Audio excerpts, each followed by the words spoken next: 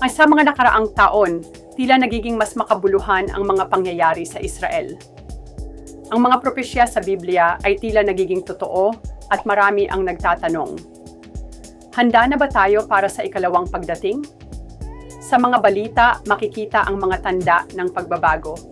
Mula sa mga digmaan, natural na kalamidad hanggang sa pag-usbong ng mga makapangyarihang lider. Ang Israel, bilang sentro ng mga propesya, ay patuloy na umaakit ng pansin. Ang pagbabalik ng mga Hudyo sa kanilang lupain ay isang mahalagang bahagi ng kwento. Sa mga Kristiyano, ito ay tila isang paanyaya na maghanda, hindi lamang sa pisikal na aspeto, kundi pati na rin sa espiritual. Habang ang mga tao ay nagiging abala sa kanilang pang-araw-araw na buhay, dapat tayong magmuni-muni. Ano ang ating papel sa mga pangyayaring ito?